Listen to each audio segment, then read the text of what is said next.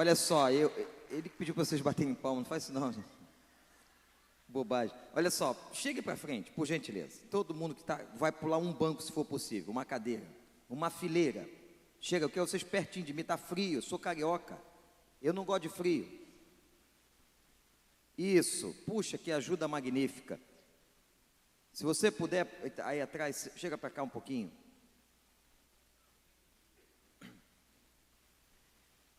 Gente, que alegria estarmos juntos aqui.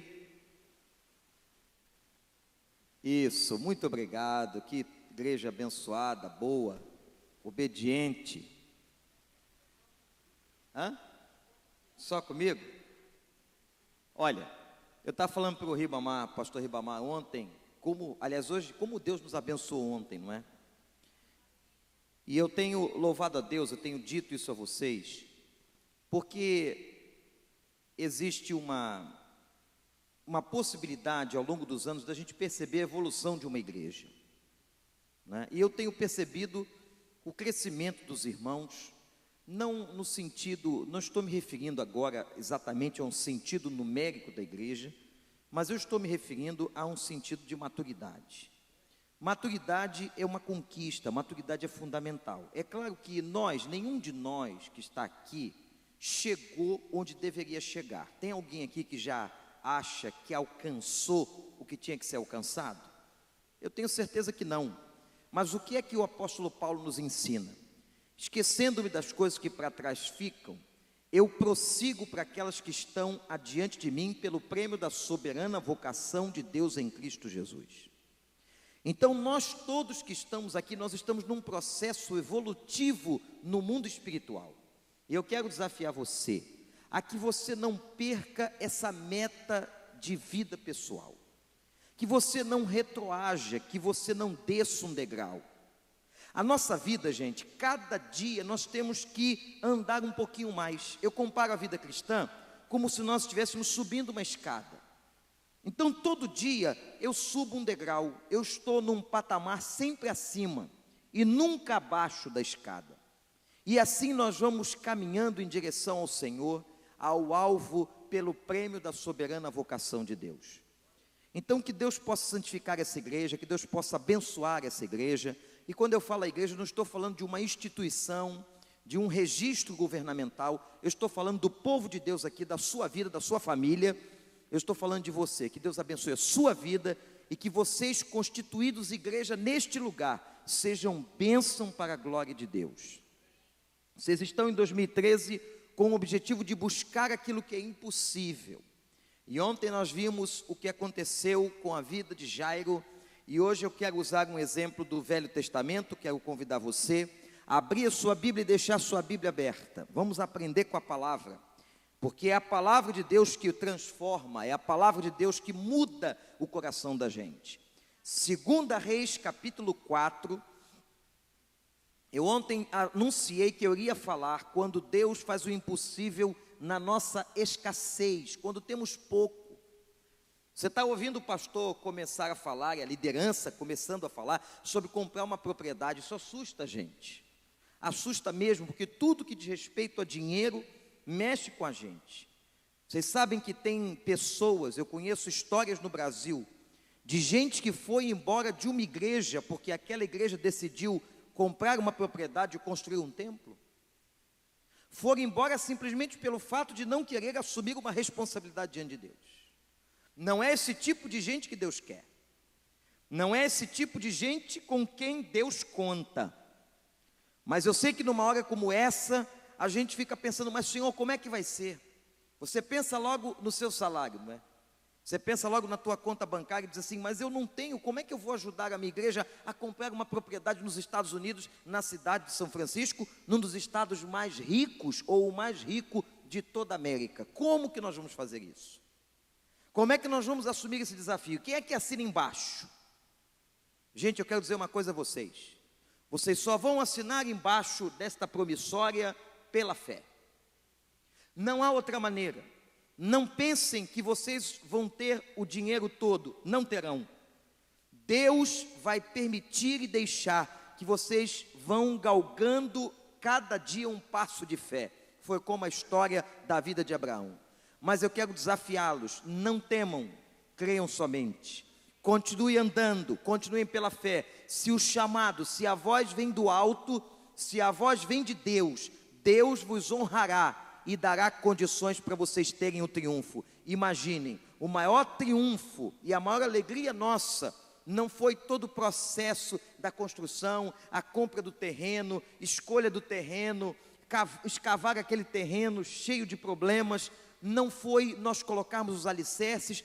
O grande momento foi quando nós entramos ali e dizemos e cantamos assim: eu abro as portas do meu coração, no dia que nós estávamos abrindo as portas do templo do Senhor, para honrar e glorificar o nome de Jesus.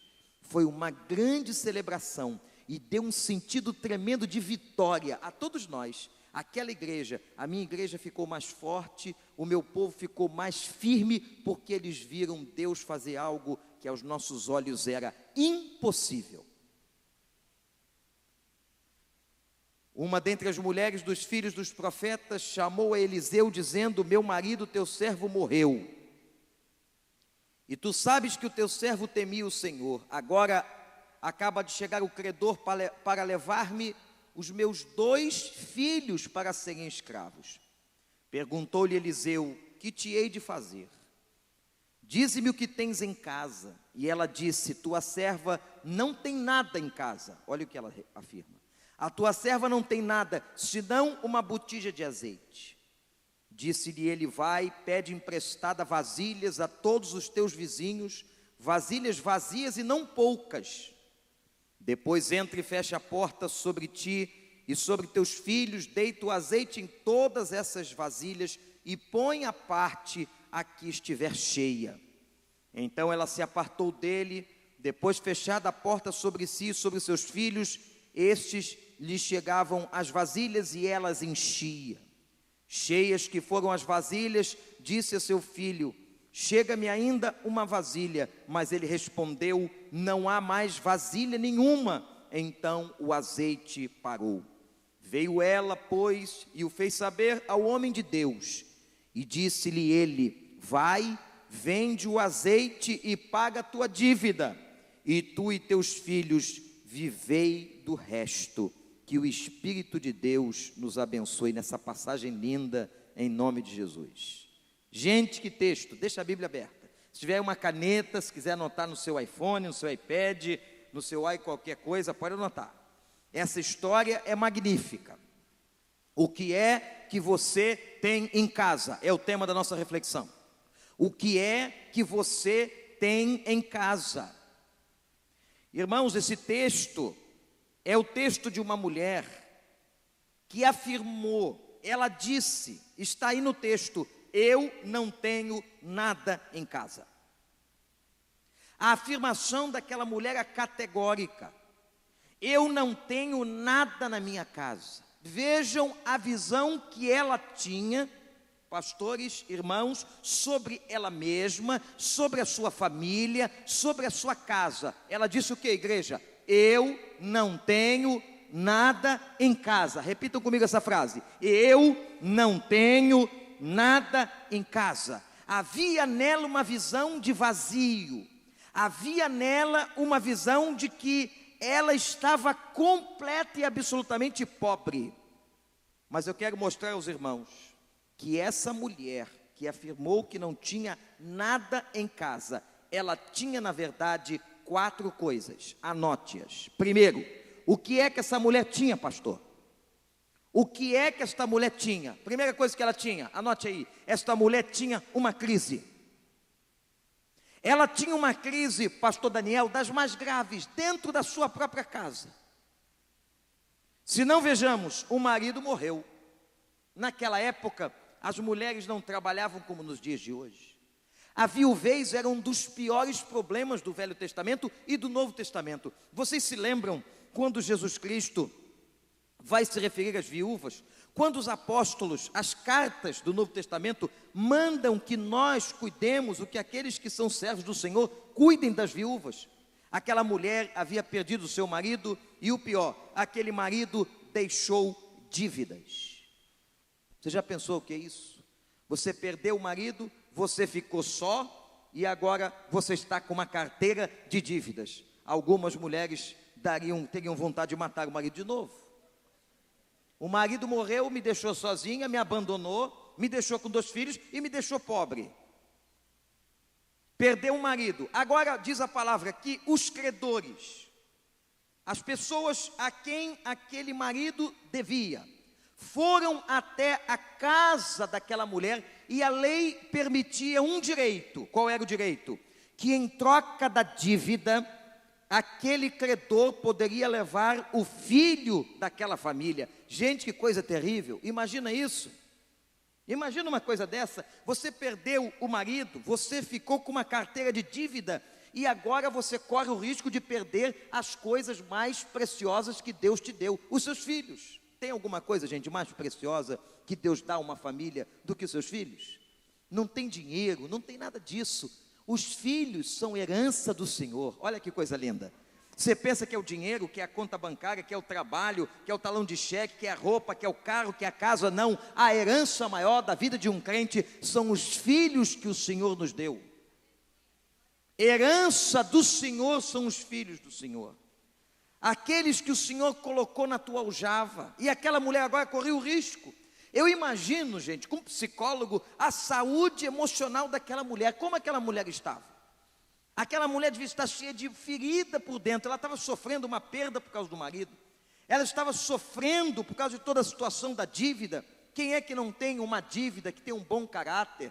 Tem uma dívida e não quer pagar. Todo mundo que é bom caráter quer pagar as suas contas, quer pagar as suas dívidas, não quer deixar uma pendência. Ela devia estar sofrendo pelo marido que morreu, sofrendo pelas dívidas, pelos credores e agora pela possibilidade de perder os seus 2 filhos, porque a dívida ou as dívidas não eram pequenas. O que é que você tem em casa? Talvez você responda como uma mulher. Talvez você responda como o primeiro ponto desta pregação: pastor, eu tenho uma crise. Eu estou vivendo uma crise. Quem sabe um marido morto? Mas eu estou me referindo agora não a um marido morto finado, mas um marido que está morto vivo. Eu não sei o que é pior para uma mulher, ter um marido morto, literalmente, ou ter um marido vivo que está morto. Mulheres, vocês podem me responder? Talvez seja pior você ter um marido, mas ele está morto. Morto no sentido emocional, no sentido psicológico. Eu não sei como você tem chegado aqui, mas eu tenho certeza de uma coisa: o Espírito de Deus quer tratar todas as nossas feridas. Todas as vezes que nós chegamos diante do altar, diante do trono da graça, todas as vezes que nós estamos em culto de adoração, este lugar se transforma no lugar onde Deus vai tratar das nossas feridas. Não apenas vai tocar nelas, mas vai derramar unguento e curar e sarar a tua ferida, em nome de Jesus. Você não veio aqui numa segunda-feira apenas para cumprir um ponto, para ouvir um pregador que você conhece, ou porque o pastor passou um texto para todo mundo dizendo que ia ter uma atividade na igreja. Não, nós estamos aqui por causa do Senhor dos Exércitos. E nós estamos aqui, gente, com o coração aberto, nós estamos adorando a Deus. O Espírito Santo está neste lugar aqui. E neste momento que o Espírito de Deus passeia nesta casa de oração, Ele está aqui para tocar as feridas de todos nós, para trazer unguento e trazer cura. É possível que alguém saia daqui nessa noite curado em nome de Jesus. Você acredita nisso? Curado porque um marido está morto, curado porque uma esposa está morta. Há muitos maridos cujas esposas estão vivas, mas também elas estão mortas nos seus relacionamentos.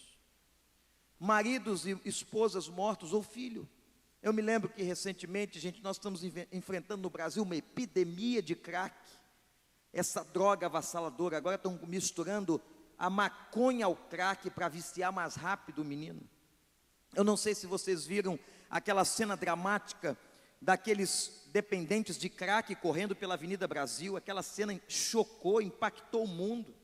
Chegou nas televisões do mundo inteiro. Aqueles meninos e meninas alucinados. Nós estamos na nossa igreja assumiu, junto com a Junta de Missões Nacionais da Convenção Batista Brasileira, assumimos o trabalho de liderança com os cracudos, como a gente chama, com os dependentes de crack no Rio de Janeiro. Tem sido uma experiência tremenda. Eu me lembro agora do Sérgio. Sérgio é um rapaz, um travesti, um homem que colocou silicone, tinha seio, colocou silicone nas nádegas. Você olhava e a gente vê as fotos do Sérgio, o Sérgio era uma mulher. Mas não é você não, amigo. Se está tocando em você agora, eu não posso fazer nada. A palavra é pregada e cai onde Deus quiser. O Sérgio era outro, mas seu irmão está se acusando tanto, né? Vamos orar por sua vida. Ainda bem que o Serginho é amigo. Mas o Sérgio lá do Rio de Janeiro, na verdade, nasceu em São Paulo, vivendo uma vida dessa forma, devassa, dependendo de crack, metido nas coisas piores. Ele descobriu, pela graça de Deus, alguém que podia lhe falar do Evangelho, e ele se converteu. Eu me lembro quando ele chegou na nossa igreja para dar o seu primeiro testemunho. Ele ainda cheio de trejeito, que é uma das coisas do diabo que amarram os homossexuais, são os trejeitos que a pessoa fica e que a pessoa tem. E ele, convertido, e ele fez um apelo para a igreja, disse assim: vocês me ajudariam que eu passasse por uma cirurgia para tirar esse silicone do peito, para tirar o silicone das minhas pernas. E nós ajudamos, e um monte de gente ajudou. Gente, Sérgio foi para a cirurgia, voltou o Sérgio, e a gente não o reconhecia, já não tinha mais aquela face de mulher, aquele jeito feminino, mas ele agora estava com o corpo de homem, o corpo que Deus havia lhe dado, o Senhor restaurou. Mas nós dissemos a ele: Sérgio, isso é um exemplo, Sérgio, Deus vai fazer uma obra completa, e Deus vai te honrar. E aquele rapaz foi sendo trabalhado, isso não foi da noite para o dia, esse processo todo levou mais de 2 anos, e a gente acompanhando o Sérgio. Gente, quando foi agora em novembro, eu peguei o meu pastor na área de missões e evangelismo, mandei para o interior de São Paulo para o casamento do Sérgio. O Sérgio casou, e em janeiro ele deu um testemunho público num estádio de Sergipe, na cidade de Aracaju, onde ele testemunhou: Jesus Cristo me salvou, Jesus Cristo me libertou, Jesus Cristo curou as minhas feridas. Louvado seja Deus. Quantas mães e pais hoje chorando por causa de drogas, chorando por causa de um filho envolvido nas coisas mais perversas e pervertidas. Uma das coisas que está mais destruindo o casamento hoje, gente, é pornografia. São os sites pornográficos. Cresce no Brasil o número de casamentos de pessoas que praticam adultério pela internet. As esposas descobrindo, os maridos descobrindo, e às vezes descobrindo que o adultério é com alguém do mesmo sexo. Como está você? Talvez você tenha uma crise dentro de casa. Por que eu estou falando disso? Porque crise tem que ser encarada. O que você não pode fazer com a sua crise é escondê-la debaixo do tapete. Você não pode jogar veneno para o lado de dentro, você tem que colocar o veneno para o lado de fora, diante de Deus. E eu vou lhes dizer uma outra coisa aqui, irmãos e irmãs, queridos. Pessoas que eu tenho o maior estima e consideração e apreço. Vou lhes dizer, em muitos desses casos, é fundamental que Deus envie uma pessoa madura na fé para lhe ajudar em todo o processo. O problema hoje é que nós não temos confiança uns nos outros, e vocês sabem disso. Nós não temos hoje confiança de abrir a nossa vida. Nós não temos confiança, e eu estou falando de dentro da igreja, eu não estou falando do lado de fora, eu não estou falando da sua igreja, eu estou falando no meio do povo de Deus de um modo geral. Isso é uma pandemia, talvez uma pandemia pior do que o crack, a falta de confiança que os crentes têm uns nos outros. E nós passamos os nossos problemas, na hora que o pastor chama para que nós coloquemos diante de Deus, nós vamos à frente em lágrimas, nós ficamos de pé, mas nós não temos às vezes a coragem de abrir o coração para um irmão, porque nós não confiamos uns nos outros. Mas eu quero dizer a você, que há muitos e muitos problemas que Deus vê, e que Deus sabe que nós precisamos de alguém. Eu quero fazer um desafio a você. Eu sei o quanto é complexo vocês terem um tratamento psicológico nos Estados Unidos. Eu sei o quanto é complexo encontrar talvez um conselheiro. E o seu pastor não pode dar conta de todos. Impossível. Impossível. Mas peçam a Deus uma pessoa madura na fé. Veja o que eu estou dizendo. Madura na fé, crente em Jesus Cristo, que tenha mais experiência com Deus do que você, para que possa lhe ser mentor espiritual e para que possa ajudar a sua vida. O que aconteceu com a vida dessa mulher foi exatamente isso. Como é que você está? O que é que você tem em casa? Talvez você responda para mim: pastor, eu tenho uma crise. Eu tenho um marido morto como aquela mulher. Eu tenho uma esposa morta como aquela mulher tinha o seu marido. Eu tenho filhos que estão mortos. Eu tenho uma crise financeira. Mas há uma segunda coisa que essa mulher tinha, anote. Essa mulher tinha uma esperança no coração. Ainda que essa esperança fosse pequena, ela vai a quem? Ela vai, diz a Bíblia, ao homem de Deus. Observem isso. Vejam a nossa necessidade, como nós precisamos, enquanto seres humanos, de um homem de Deus, de uma pessoa de Deus. Eu estou falando aqui de mentoria. Eu estou falando aqui que vocês orem para que Deus levante um mentor sobre sua vida. Ore a Deus. Coloque talvez como alvo pessoal de vida para 2013. Diga assim: Senhor, eu preciso de uma pessoa madura na fé, com mais experiência espiritual do que eu tenho. Eu preciso que o Senhor levante alguém sobre a minha vida para me ajudar. Vejam que na Bíblia toda nós encontramos mentores. Nós encontramos o povo de Deus buscando alguém de Deus. E esta mulher tinha uma esperança. E ela vai ao homem de Deus. Quando uma pessoa liga para o pastor e diz: pastor, eu quero conversar. Pastor, eu quero falar com a Amanda. Pastor, eu quero falar com o pastor Wander. Eu quero falar com o pastor Carlito. Eu quero conversar com alguém. Essa pessoa está pedindo socorro, gente. Essa pessoa está querendo ouvir. Essa pessoa está querendo alguém de carne e osso, alguém que seja humano. Aqui a gente entende por que Jesus se humanizou.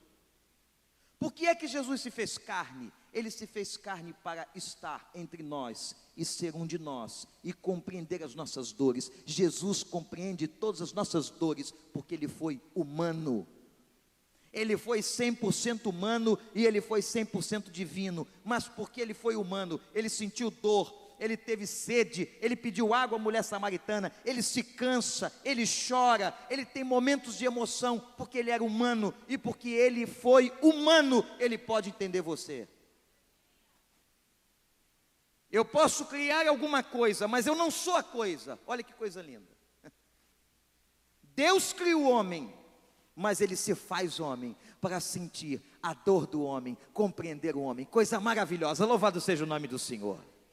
Ele, na sua grandeza, na sua maravilhosa altitude, ele desce, diz Paulo, ele toma a posição de servo, ele se engarrafa na postura humana, só para entender você. Peça a Deus que Deus levante alguém sobre sua vida. Havia uma esperança no coração da mulher, ela foi procurar o homem de Deus. Agora, interessante, que homem de Deus que ela procurou? Gente, Bíblia é algo lindo, lindo.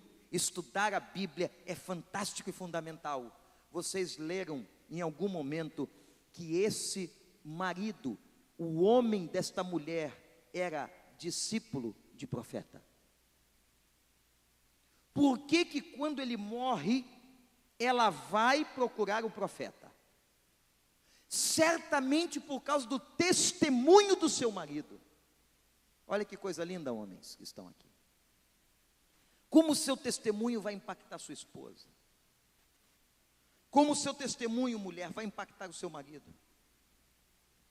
Aquela mulher da crise, na crise, foi procurar o homem de Deus, porque aquele homem de Deus havia influenciado a vida do seu marido, e ela deve ter visto isso. Ela viu o testemunho dentro da sua casa. Ela viu o seu marido, que era discípulo de profeta. A Bíblia diz que era discípulo de profeta. O discípulo copia o mestre, o discípulo segue o mestre, o discípulo obedece o mestre. Eu imagino que esta mulher ficou tão impactada com a vida do seu marido, que ela disse: eu vou procurar o mentor do meu marido, porque o meu marido era um homem sério, era um homem bom, era discípulo de profeta. Isso fala do nosso testemunho, gente. Gente, o nosso testemunho que começa dentro da nossa própria casa. Aliás, o lugar mais difícil para se testemunhar é dentro de casa. Porque dentro de casa não dá para se mascarar, não dá para a gente esconder. Nós somos quem somos e dentro de casa aparece tudo. E é ali que começa o nosso testemunho de vida. É ali que começam as coisas. Eu lembro de um casal e o marido me procurou no gabinete, ele sempre muito posudo com a sua Bíblia, não faltava a igreja, dizimista, e aquele dizimista bom dizimista, e quando muitas vezes a pessoa é boa dizimista, ele quer mostrar que é um bom dizimista, ele sempre vai achar um momentozinho para dizer que ele é um bom dizimista, não é? Mas um dia a mulher dele falou assim para mim: pastor, não é nada disso. Eu disse: como é? Não é nada disso que o senhor está pensando. Esse homem vive assim dentro da nossa casa. E eu chamei aquele homem para o confronto. Eu disse: rapaz, a tua mulher que vive contigo e se deita com você, está dizendo isso de você. E o que você diz de você? E depois de um momento de relutar bastante, eu disse: olha só, nós não estamos brincando aqui. Se isso que ela está falando é verdade, se quebrante diante de Deus, só há um caminho para você. Só há um caminho para todo homem que vive no erro, é quebrantamento. Gente, anotem isso. Se a gente quer resolver pecado na vida, se você tem pecado na vida, não adianta esconder, não adianta altivez, não adianta disfarçar. O único caminho que resolve pecado chama-se quebrantamento espiritual. E quando eu falei em quebrantamento, aquele homem começou a chorar. E aí a máscara caiu dentro do gabinete pastoral. E ele começou a confessar, era mais podre e mais nojento do que eu pensava. Ele começou a colocar para fora, como se ele estivesse vomitando. E eu disse a ele: agora que você vomitou tudo que você faz e quem você é, você vai pedir para que Deus te dê um banho com o sangue de Jesus.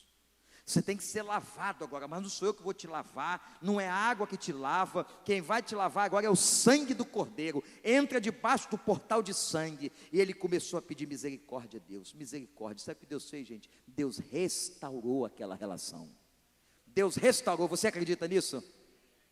Agora, quando nós continuamos no nosso altivez, quando nós continuamos no nosso pedestal, nós não vemos a bênção de Deus. A bênção de Deus só vem em coração quebrantado. E ela vai com a sua esperança até o homem de Deus.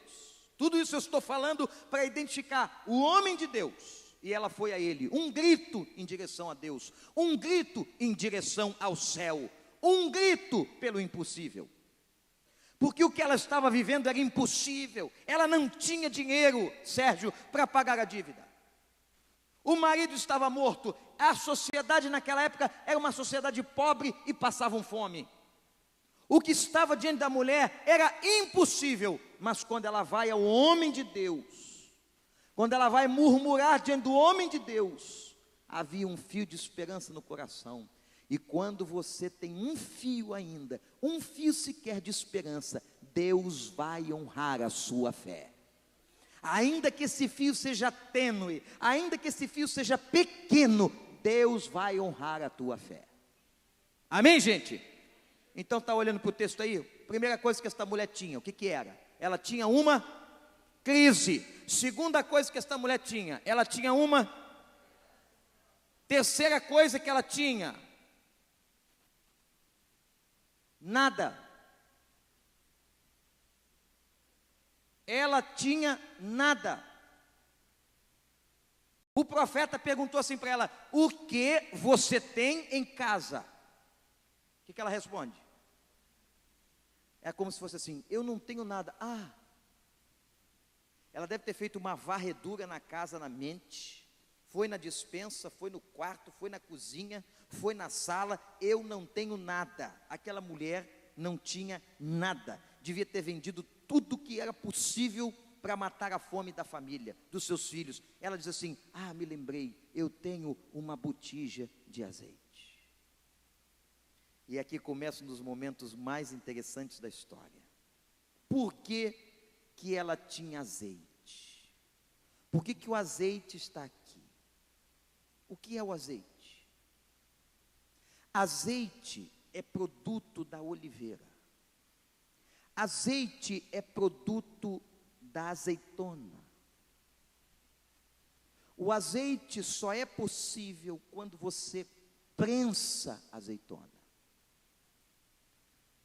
Um dos últimos momentos da vida de Jesus, uma das orações mais lindas da vida de Jesus, é quando ele foi ao Getsemane, ou Getsemani.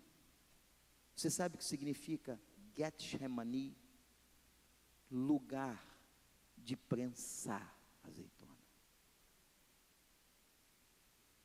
E lá no lugar de prensar azeitona, Jesus foi prensado espiritualmente.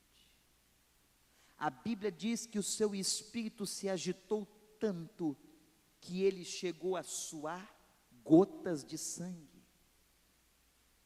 Há uma palavra que não é bem traduzida para o português, porque é difícil de tradução, que diz assim: ele se desespera até a morte.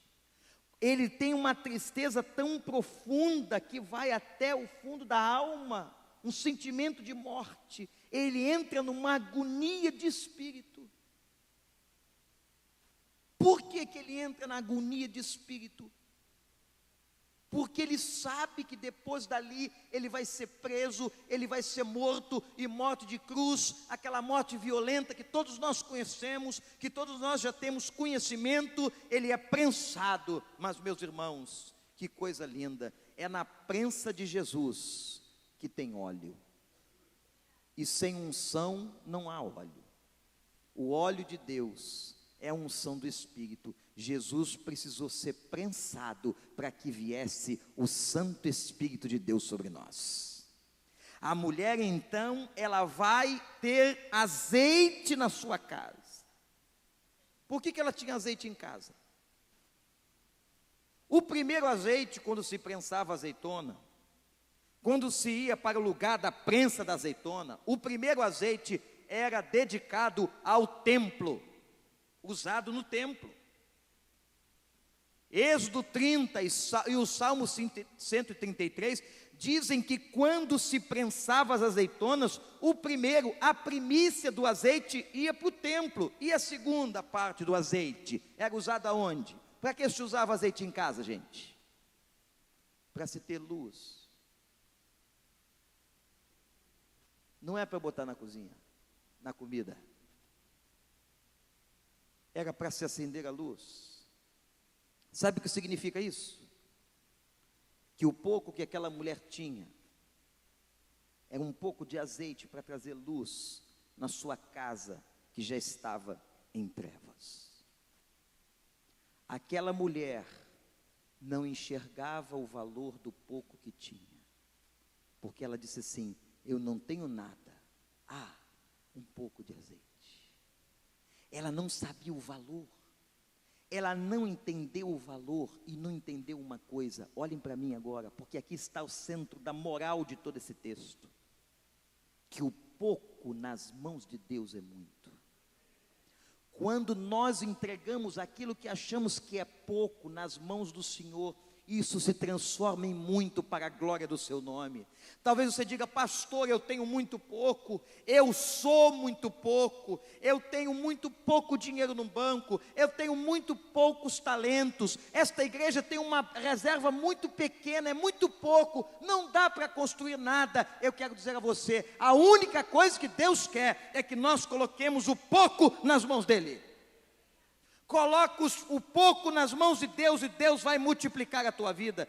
Deus vai te abençoar. Assim Ele fez quando aquele menino na relva entregou os pães e os peixes. Era pouco, mas o Senhor multiplicou. Assim Deus vai fazer. O pouco que você tem em casa, o pouco da tua vida, Ele vai multiplicar e vai te honrar. O problema é que nós queremos reter o pouco. Sabe por quê? Porque nós somos mesquinhos.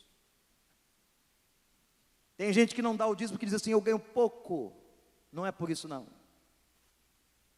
O dízimo é algo fantástico que quebra o nosso egoísmo diante de Deus. Foi sistema criado pelo Senhor lá no Velho Testamento, já em Abraão, e o dízimo de Melquisedeque. Leia um texto. Isso não é coisa nova, nem de pastores de igreja neopentecostal. Não. Abel ofereceu oferta no Éden. Caim ofereceu oferta no Éden. O problema é que nós queremos reter o pouco. Nós somos egoístas. São os meus celeiros, é o meu dinheiro, é meu carro, é minha casa. Eu quero dizer para você que você não tem nada. Nada. Se Deus quiser hoje tirar a tua saúde, Ele te tira o teu trabalho, tira tudo que você tem, você vai à bancarrota, você vai à falência, você só tem alguma coisa por causa da misericórdia de Deus. Diga comigo, eu só tenho alguma coisa por causa da misericórdia de Deus. Vamos lá, vamos repetir, gente, eu só tenho alguma coisa por causa da misericórdia de Deus. Louvado seja Deus. Você não tem nada. A Bíblia diz que nós somos apenas administradores, mordomos, mas o problema é que a gente quer reter o pouco. Há pouco a gente estava brincando, eu e o Ribamar, com aquela historinha, e o seu dinheiro é de quem? Eu jogo para cima, se Deus pegar é dele, se Deus não pegar é meu. Como Deus não tem esse hábito de pegar dinheiro no ar, então tudo é meu. É minha casa, é o meu celeiro, é minha conta. Eu acho que já contei à igreja uma experiência que nós tivemos. Vou contar para vocês uma experiência espiritual que eu tive com o seu pastor, dentre muitas, mas essa foi muito marcante, quando nós fomos à Índia. Eu e Ribamar vimos ali a miséria de muitos colegas. Miséria, gente. O que era mais abastado na conferência chegou de bicicleta. Nós vimos um pastor que era manager, que era o líder, que foi à conferência todos os dias com a mesma calça e com o mesmo chinelo de dedo. Coisa que dá para a gente ficar com vergonha, a gente que mora nos Estados Unidos ou numa classe média brasileira. O que aconteceu que na hora de ir embora, nós íamos sair dali para um outro lugar, nós íamos ao Japão. Eu não sabia quanto dinheiro o Ribamar tinha na carteira, eu não sabia quanto eu tinha. Eu sei que eu tinha pouco, ele eu não sei. Mas na hora que nós estávamos arrumando a mala, começou a vir alguma coisa no meu coração. E eu fui fechando a camisa, fui fechando a calça, fui pegando o sapato, e veio uma vozinha dizendo assim, lá dentro, diz assim, dá esse negócio para esses pastores. E aí, olha como é que nós somos egoístas. Estou contando para você os meus egoísmos. Estou contando para você um pouco dos meus pecados, da minha carnalidade. E a gente, quando ouve uma voz dessa, a gente fica brigando, dizendo, não, isso aí é do diabo. Dá uma camisa dessa, coisa nenhuma, camisa que eu comprei lá na Macy's, uma camisa especial, mas daqui a pouco a voz continua falando, e você começa a ficar meio que vencido, aí você toma a seguinte decisão, tá bom, então eu vou dar o que eu gosto menos. Isso tudo se passando na batalha, travando dentro de mim mesmo, ele não sabia de nada do que estava acontecendo.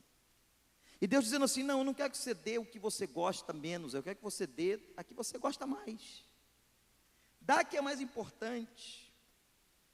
É igual uma vez, quando lá na igreja a gente estava fazendo uma campanha, pegando roupa para uma comunidade muito pobre, uma mulher teve a ousadia, eu acho que isso é uma ousadia tremenda, uma cara de pau, ela deu uma calça comprida de jeans com a perna só. E eu disse a ela, mas minha irmã, como é que é isso aqui? Ela disse, pastor, não é possível que no meio dos pobres não tenha um perneta. Eu falei, é. Mas a senhora podia ter pelo menos deixado ele mesmo cortar a perna da calça. Às vezes a gente quer dar aquilo que é de pior.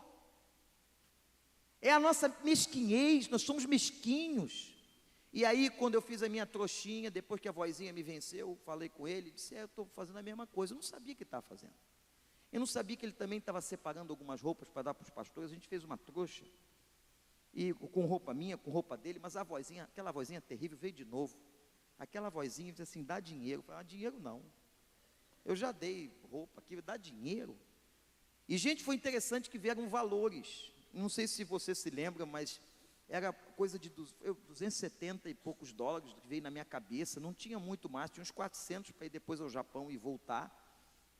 Ele, eu não lembro quanto tinha, como é que foi o valor. Eu sei que nós resolvemos dar aquela trouxinha e dar dinheiro. Quando nós chegamos para o pastor Jonatas Caldeira, que era missionário da Junta de Missões Mundiais, entregamos o envelope. Ele ficou tão emocionado, disse assim para nós, eu estava orando por isso, porque eu não tinha dinheiro para pagar o salário de 13 missionários autóctones, e o que vocês estão dando aqui dá exatamente para pagar o salário dos 13. Foi isso ou não foi isso que aconteceu?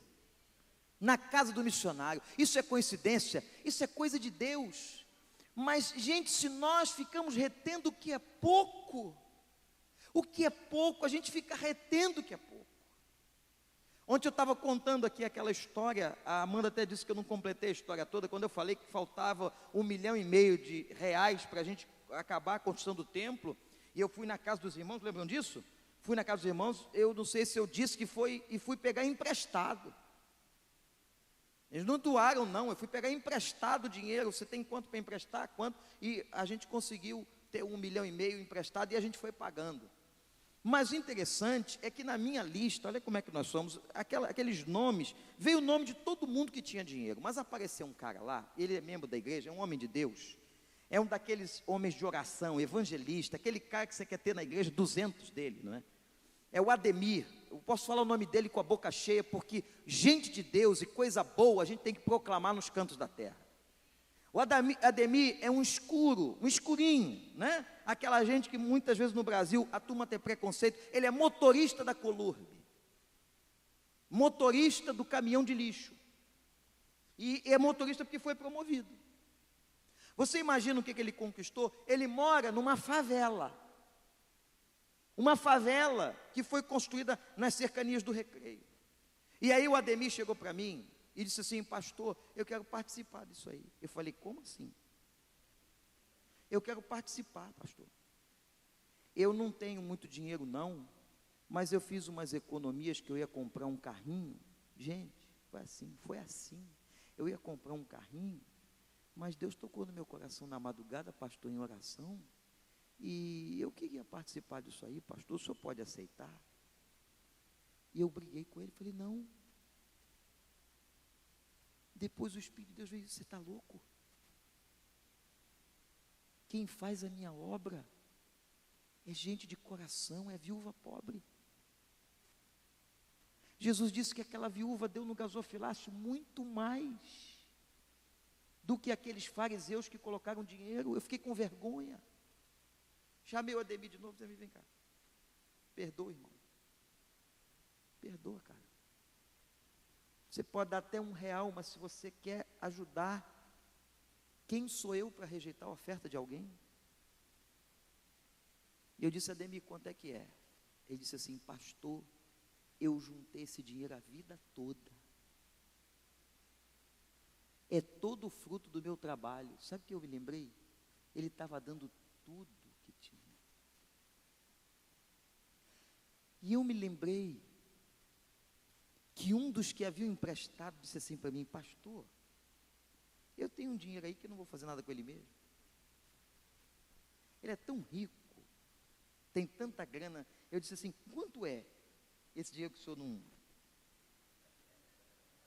200 mil. Aí você não tem nada para fazer com ele? Não, não vou usar mesmo. Pode usar. E o Ademir disse assim, pastor, juntei esse dinheiro a vida toda. Quanto é, Ademir? 20 mil, pastor. 20 mil. Deus honrou, quando nós sentamos como comissão de finanças para conversar, disse assim, primeira pessoa que vai receber o pagamento do empréstimo é o Ademir. Era uma coisa secreta, ninguém sabia. Glória a Deus, o Senhor honrou a igreja, o Senhor honrou todo mundo, honrou aquelas pessoas. Nós pagamos R$1,5 milhão de empréstimo, irmãos, para a honra e glória do nome do Senhor. Mas o Ademir, nunca mais eu vou esquecer daquele homem, porque eu vi o Novo Testamento se cumprindo na vida dele, ele deu o que tinha. O que é que você tem na tua casa? Nada. Tem sim. Você tem muitas riquezas que você não sabe. Você é rico e não sabe. Gente, vocês são ricos e não sabem, e às vezes a gente reclama de barriga cheia. A gente afronta o Espírito de Deus, a gente afronta. Nós não sabemos o que é miséria, nós não sabemos o que é pobreza, nossos filhos não sabem. Isso tudo por causa da misericórdia de Deus. E um dia eu perguntei: pai, eu tenho uma crise, por que nós temos alguma coisa e outros não têm nada? E sabe o que o Espírito de Deus me disse? É para que vocês que têm muito, abençoem quem tem pouco. A única razão que eu dou dinheiro a uma pessoa é para que ela seja bênção.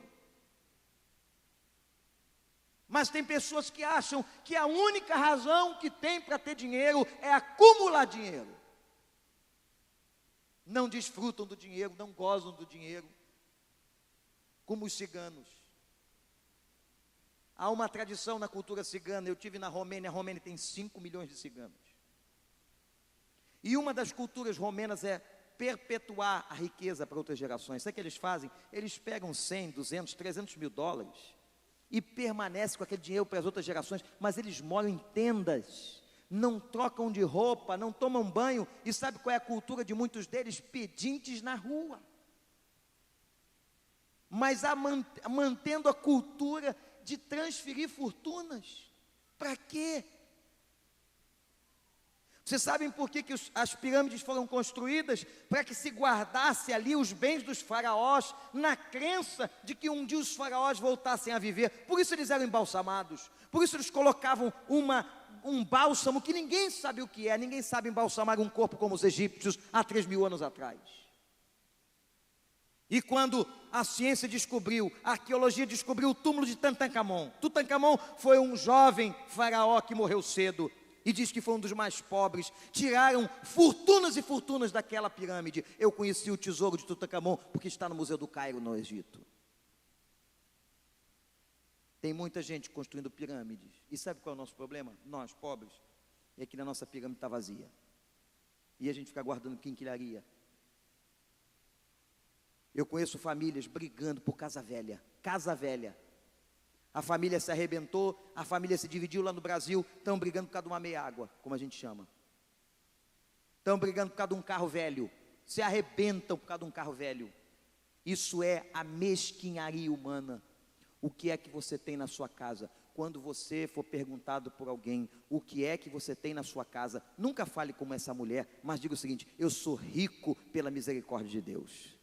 Eu tenho muito pela misericórdia de Deus. E o que você tem pela misericórdia de Deus é para você abençoar. Abençoe o irmão. O que é que você tem na tua casa? Ela disse: eu tenho pouco. O Senhor está fazendo a mesma pergunta. Talvez você diga assim: pastor, eu tenho só uma botija. Eu tenho só uma botija de dinheiro. Eu tenho só uma botija de amor.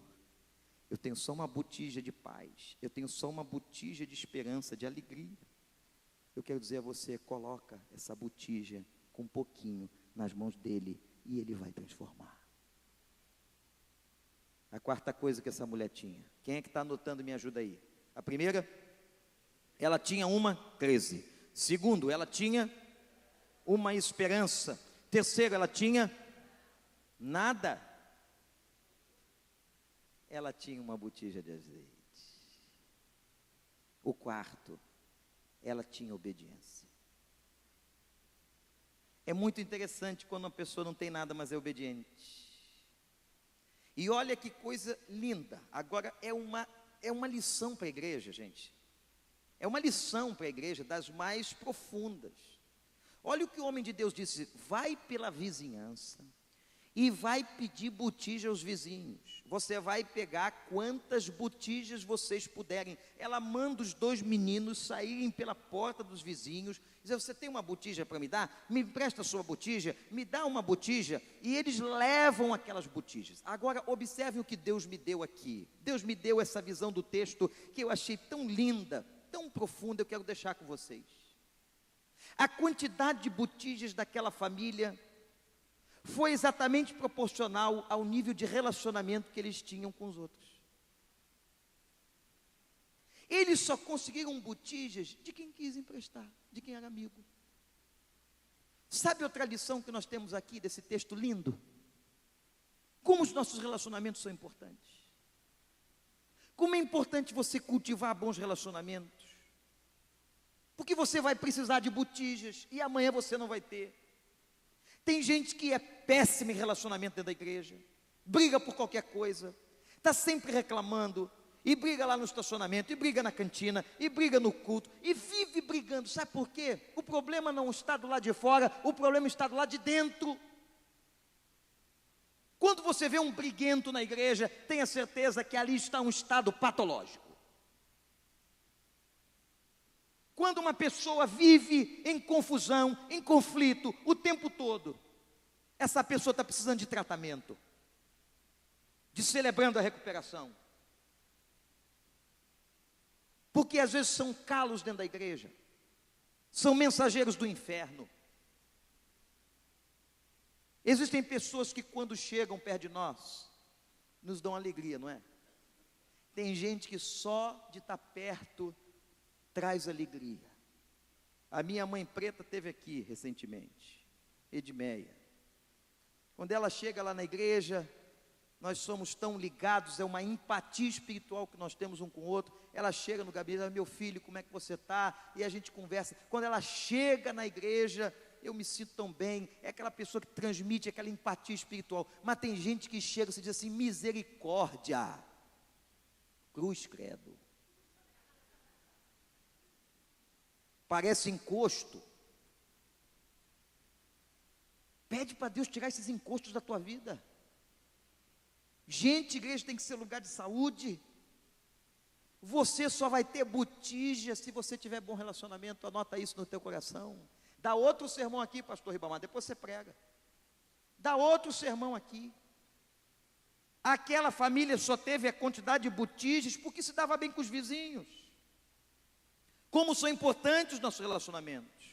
Mas ela obedeceu. Obedeceu a um homem de Deus que parecia maluco e disse: vai pegar botija, vai pegar vasilha vazia na vizinhança. Vasilha vazia. Ela obedeceu.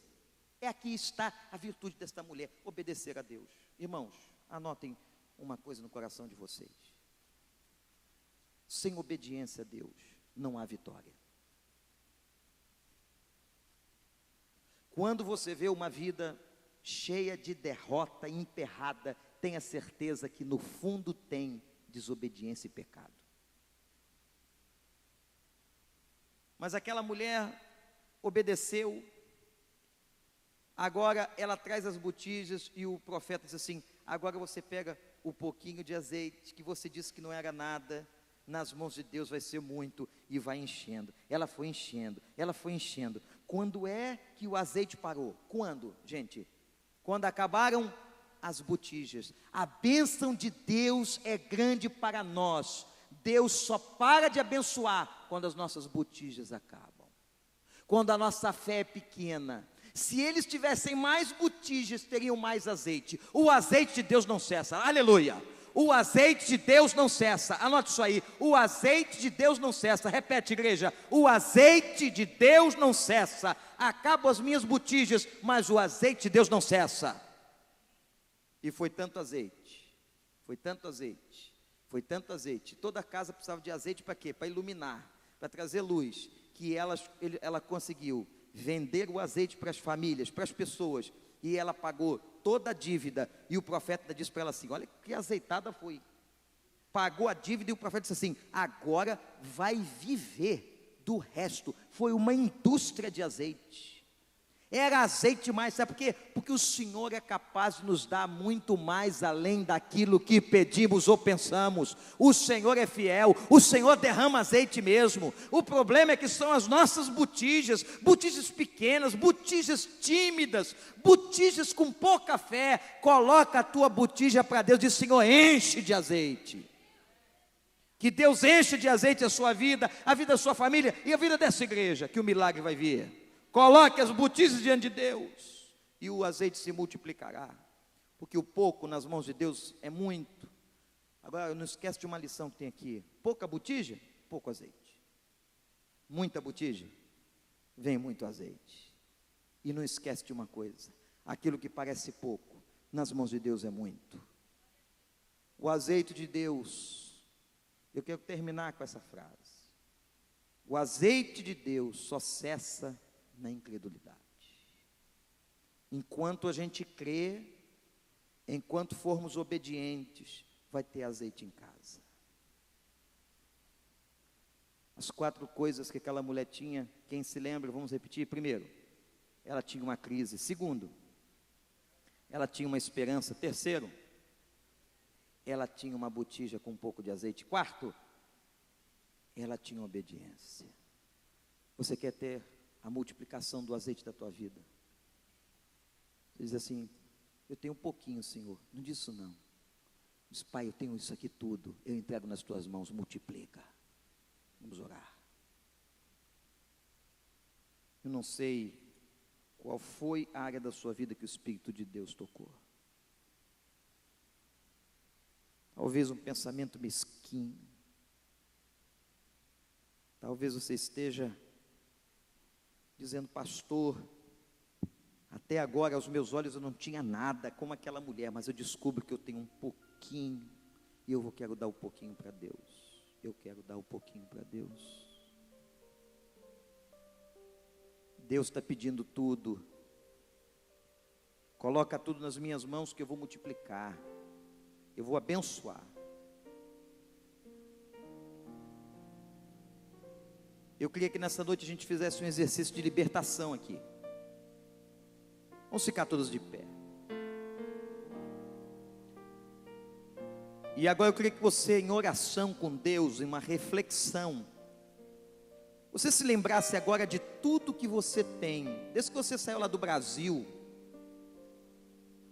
e o que você tem hoje: o carro, a casa, o armário com roupas, sapatos, talvez a família, filhos, outros bens. Quem sabe tem gente com bens no Brasil, empresa, negócio. A palavra do Senhor para nós essa noite é o seguinte: coloca nas minhas mãos e eu vou te multiplicar e te honrar. Mas se você quiser reter, se você quiser apenas ficar para você, com você, você não vai ver a glória do Senhor, você não vai ver as botijas serem cheias. Eu quero desafiar os irmãos e irmãs nessa noite aqui num gesto de entrega. Entreguem tudo que têm e são nas mãos do Senhor, como fosse entregar uma oferta. Entrega tudo e diz: Pai, aqui está todo o meu azeite, aqui está todo o meu azeite. Enquanto o pastor Daniel vai ministrar esse cântico, nesse exercício de libertação, se o Espírito de Deus tocou no seu coração, você quer fazer uma entrega a Deus do que você tem, eu queria que você viesse simbolicamente aqui, mas só vem aqui se você estiver entregando tudo a Ele, tudo para a honra dEle, para a glória dEle, dizendo: Pai, é teu, o Senhor me deu para administrar, é teu, está aqui, faz o que o Senhor quiser, eu vou só obedecer. Vem entregar seus negócios, sua empresa, vem entregar o teu trabalho, vem entregar a tua roupa, vem entregar tudo de material que você conquistou, vem entregar a tua profissão, entrega e diz: Pai, está aqui. Isso é um gesto particular e pessoal de cada um, gente. Aleluia. Tua cruz mostra Os que vieram à frente, cantem, abram os olhos e cantem. Fala do amor do Pai e prepara para nós no caminho para Ele, onde posso me achegar somente pelo sangue. Ó Deus, derrama o sangue nessa noite sobre nós.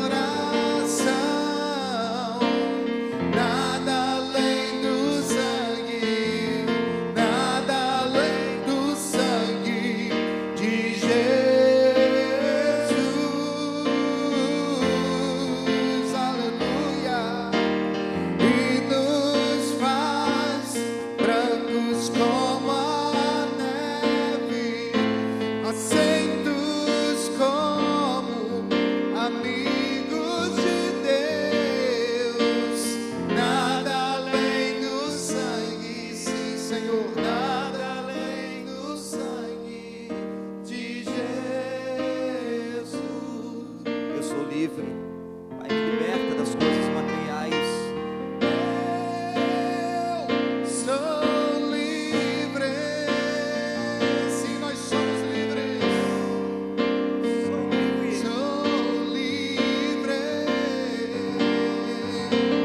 Nada além do sangue. Nada além do sangue de Jesus. Pai, toma agora os azeites de cada um, Senhor. Nós entregamos agora no teu altar simbolicamente as nossas botijas, o pouco do azeite, que na verdade é muito nas tuas mãos. Pai, entregamos os nossos bens, o dinheiro, a casa, o carro, tudo, porque sabemos e reconhecemos que tudo vem do Senhor. Reconhecemos, ó Pai, que nós só temos alguma coisa por causa da tua misericórdia. E nós queremos declarar que somos apenas mordomos de Deus. Ajuda-nos, Senhor, está aqui nas tuas mãos e nós te suplicamos que o Senhor possa honrar. Para a glória do teu nome, usa o nosso azeite. Usa como o Senhor usou o azeite daquela mulher. Abençoa, Pai. E que nesta hora nós tenhamos o coração desprendido, um coração liberto das coisas materiais que nos chamam, que nos prendem, que nos aprisionam, mas que o coração de cada servo, cada serva aqui seja livre para a glória do Senhor. Pai, obrigado por essa noite, pela tua palavra que liberta. E Pai, obrigado pela mensagem do azeite. Louvado seja o nome do Senhor, porque o pouco nas tuas mãos é muito. Aleluia.